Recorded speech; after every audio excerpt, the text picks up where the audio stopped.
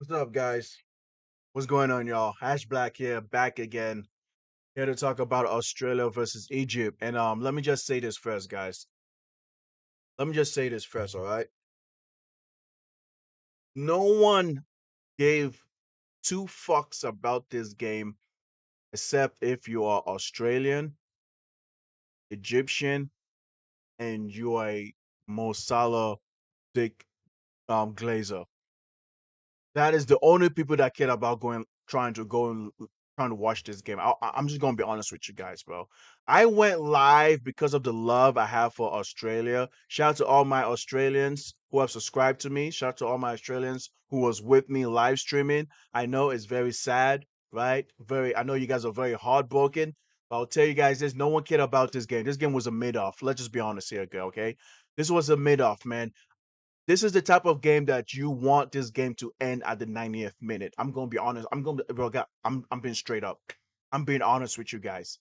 This is the type of game that has to end at the 90th minute. When this game goes beyond 90 minutes, now we're asking ourselves and we're asking these players, hey bro, can one of you guys just allow one another to just score? Just at least Egypt. Let Australia just get the game, man. Just go home.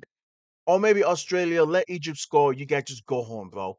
Because this is not a France versus Spain game. This is not a Argentina versus Norway. This is not France versus Portugal. This is not a game that deserves to go beyond 90 minutes. But lo and behold, it did go beyond 90 minutes, right? If you're Australian, if you're Egyptians, you wanted to see your team go down to the wire and advance and win this game. Now, here's the thing, guys. Australia has always made it to the round of 16. Every World Cup edition, at least for the past six World Cup editions, Australia has always made it to the round of 16, right? Obviously, this is a 32 team format, but you get a 48 team. So, but you guys get what I'm trying to say. And then you talk about Egypt, who I believe have never made it outside of the group stage before.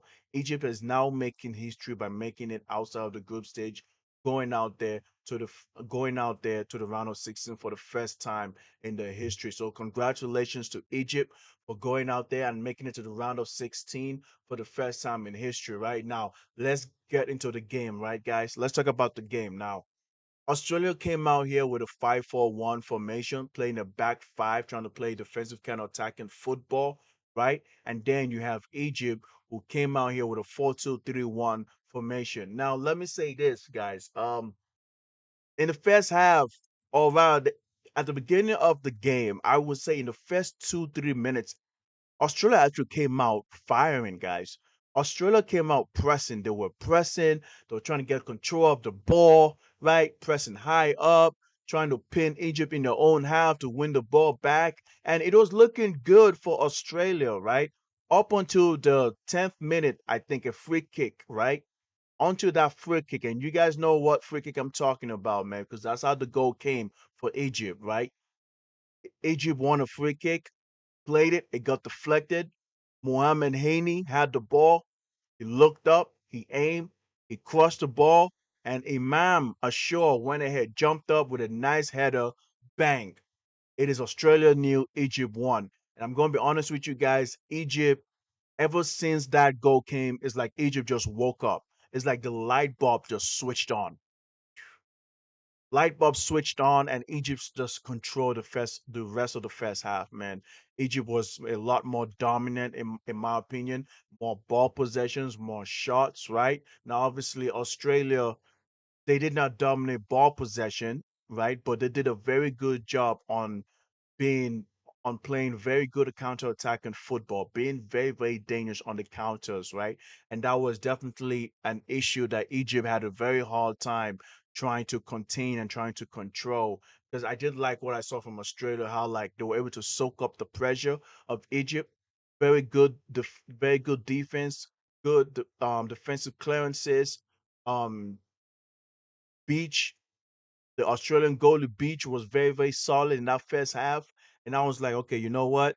It's not looking good for Australia. They got to find a way to equalize this game, whether it's in the first half or as soon as possible. Because if Egypt scores a second goal, it is game over. I don't think Australia has the attacking abilities to try to mount a comeback. They don't, if I'm going to be honest with you.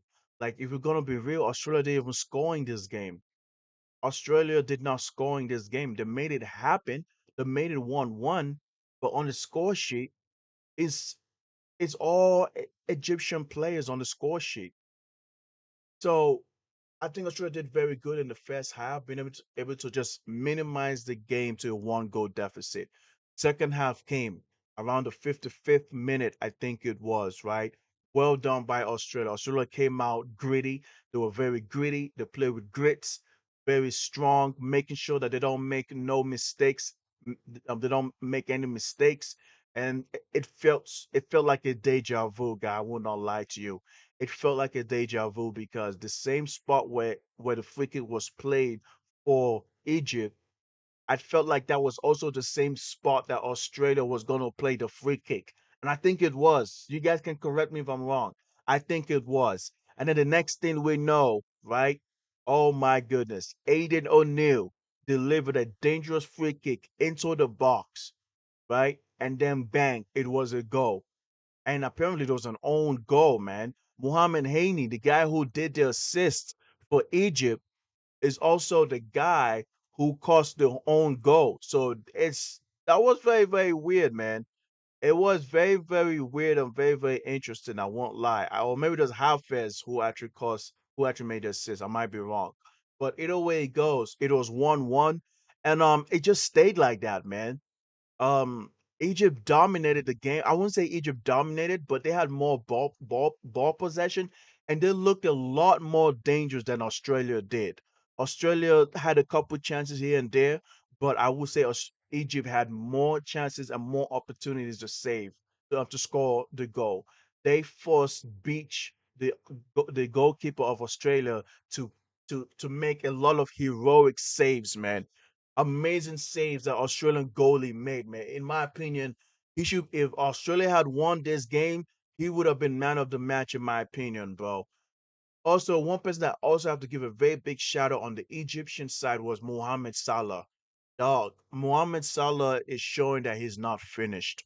Yes, Mohamed Salah doesn't have the speed no more, but Mohamed Salah playing at the number 10, I think he would do wonders if Liverpool is willing to play him as a number 10. Obviously, there are better players in Liverpool that is equipped to play at the number 10.